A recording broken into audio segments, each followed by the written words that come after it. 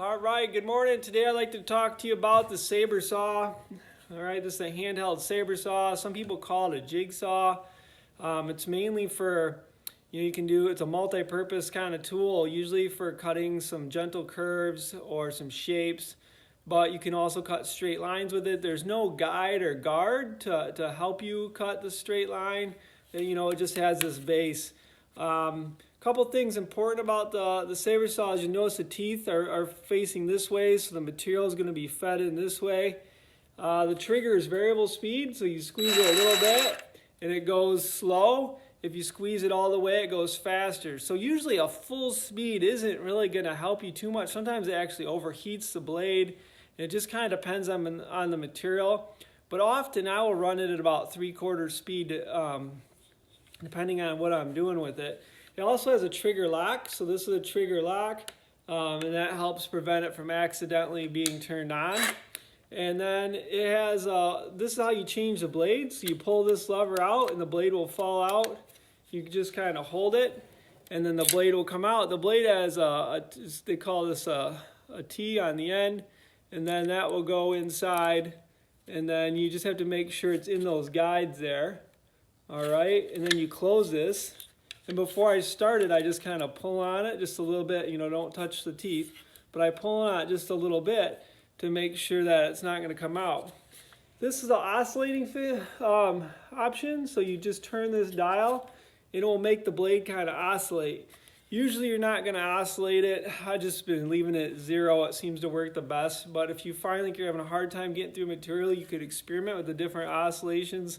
Maybe like a 1 might work for some things.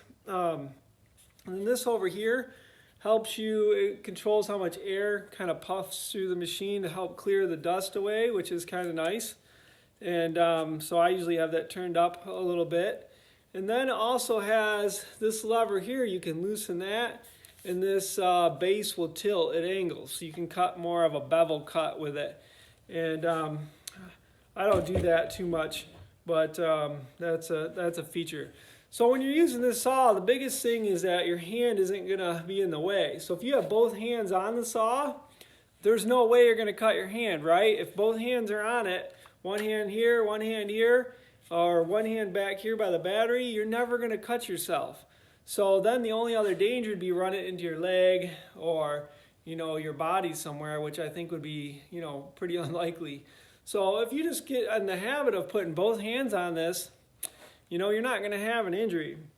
So to make that a little bit easier, I think it's a good idea to clamp your workpiece.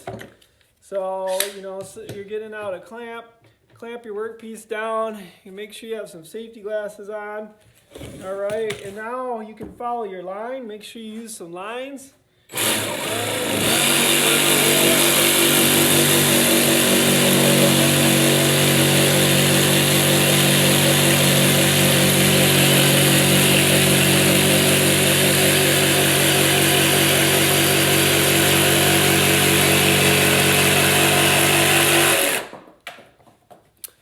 So you saw my board was moving a little bit. So one thing I would do differently is put another clamp on there. So if you have 2 clamps, that will keep it from pivoting. So I was getting a little bit of a pivot.